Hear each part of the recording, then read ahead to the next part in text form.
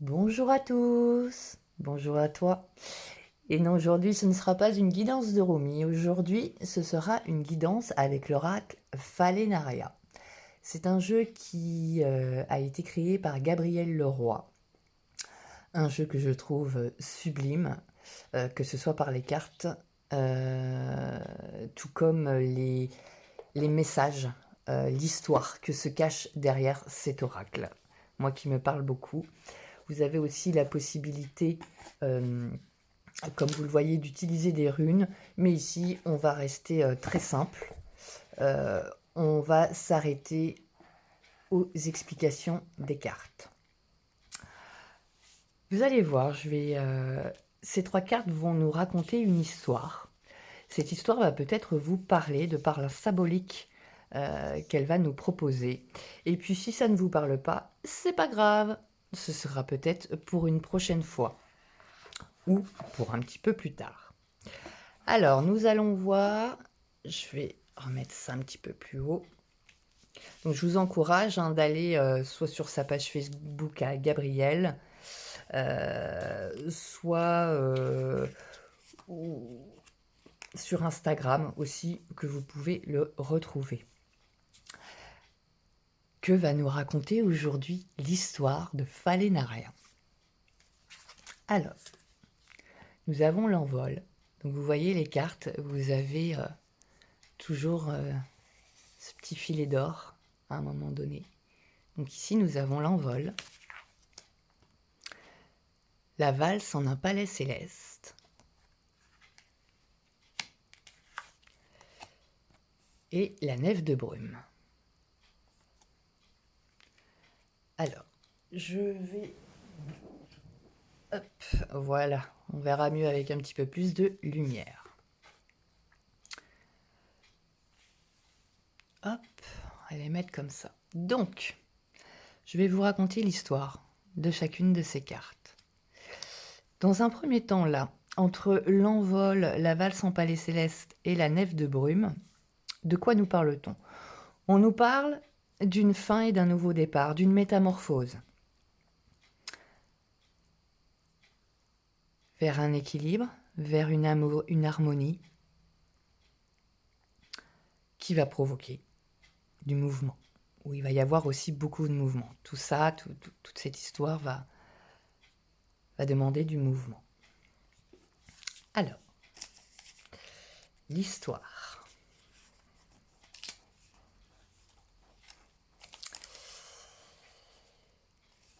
Pour nous, lorsque l'hiver est venu de mourir, peu importe notre âge, lorsque nos leçons dans cette existence ont toutes été apprises, croyez-le ou non, il se fait que des ailes nous poussent. En prenant la forme d'une phalène blanche ou noire, nous quittons les nôtres, sans crainte. Le sélénite, à cet instant, aspire à s'en aller heureux d'avoir brillé suffisamment durant le temps qui lui fut accordé. Passant de l'âpre vie à l'après-vie, nous allons préserver cette clarté et l'exprimer ailleurs et d'autres façons. La mort n'est jamais qu'une mue parmi tant d'autres. Pourtant, mon cœur, bien sûr, se serre lorsque je vois mes semblables marchant en file avant de terminer leur métamorphose pour prendre leur envol. 100 fois j'ai vu cela, ces corps sereins prendre progressivement leur forme de papillons de nuit, puis s'éloigner dans l'air nocturne pour devenir d'infimes formes au firmament.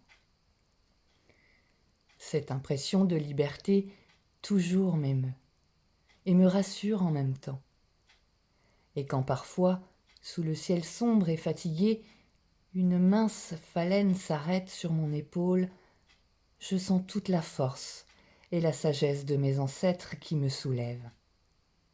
Je les entends me dire « Sois forte, Archéosia, ton œuvre n'est pas vaine. »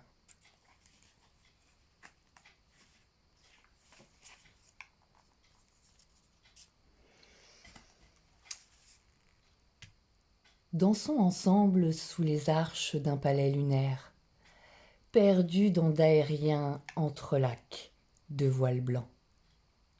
C'est tout un royaume qui naît de nos tournoiements, esquissé dans la magie translucide d'une sphère valsant avec nous dans le tourbillon d'étoffes vaporeuses.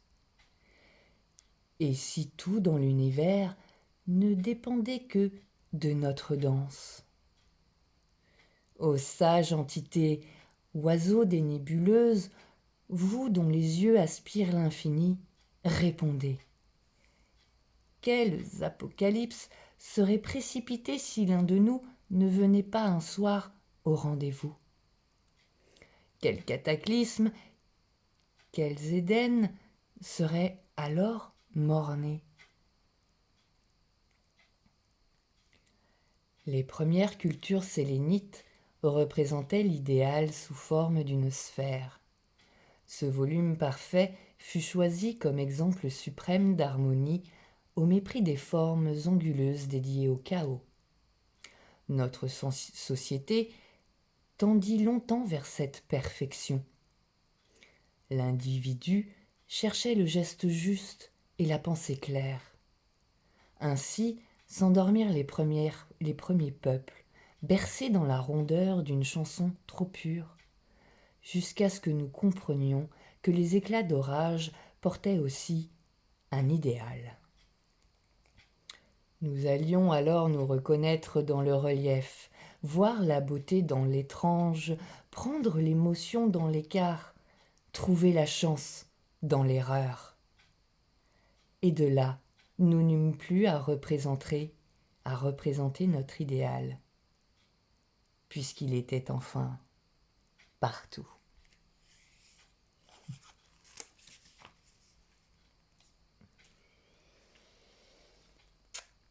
Jadis, alors que les navires poussaient encore leurs lourdes ossatures aux rives de nos lacs, un constructeur ambitieux voulut créer l'embarcation parfaite, capable de voguer à même le firmament.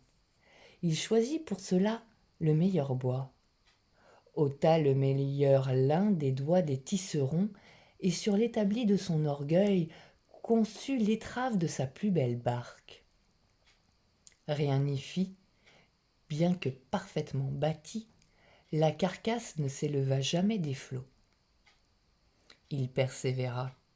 Ce furent alors les arbres des montagnes qu'il préféra, ceux-là qui touchent quelquefois le ciel. Mais à nouveau, malgré les tissus rares octroyés au voilage, le bâtiment ne parvint pas à fendre les nuées. Le Créateur s'exila, prêt à se livrer au vide, lesté de ce honteux échec.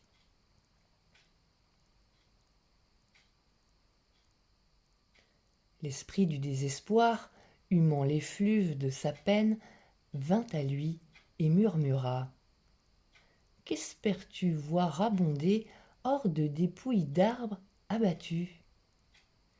Fie-toi plutôt à l'invisible, à la folie, au vent et à la vie. » L'artisan revint à son ouvrage pour ne créer ses planches, non plus depuis la chair du bois fondu, mais depuis l'ombre projetée des arbres vigoureux lorsque les lunes sont fringantes. Et il fila ses voilures dans les brumes des ramures. Nul ne sait si son esquif enfin put embrasser le ciel. Mais qu'importe, car désormais, ce sont bien des légendes comme la sienne qui nous emmènent, toutes voiles déployées, sur les immensités.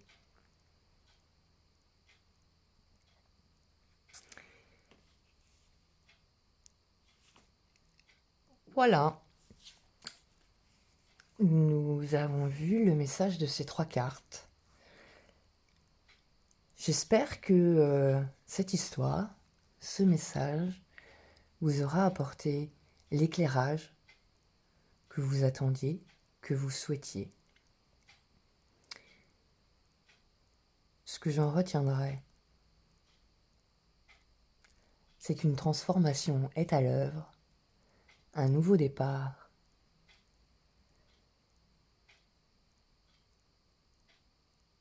Et que cette transformation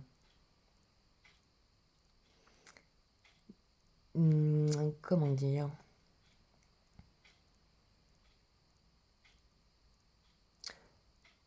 ne vient pas forcément d'où, comment dire, vous avez peut-être des planches actuellement entre les mains et vous pensez, vous ne comprenez pas pourquoi qu'avec ces planches, ça ne marche pas. Parce que ce n'est pas les planches qu'on vous demande de créer. On demande plutôt là d'aller voir dans l'invisible, peut-être dans ce qui n'est pas dit. Et c'est peut-être là que vous aurez votre réponse.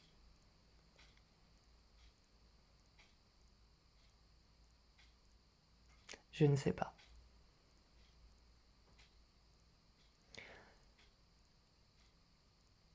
J'espère de nouveau que cette guidance vous aura plu. Et puis, j'en referai quelques-unes comme ça. Si cela vous plaît, eh bien, on continuera. On a de quoi en faire des histoires. De très belles histoires. Merci à Gabriel vraiment pour ce très beau jeu que moi j'affectionne particulièrement. Les dessins, je trouve, sont magnifiques aussi. Je vous embrasse. Vous souhaite une très belle journée ou une très belle soirée. Tout dépendra à l'heure à laquelle vous allez regarder cette vidéo. Je vous embrasse. Bisous bisous.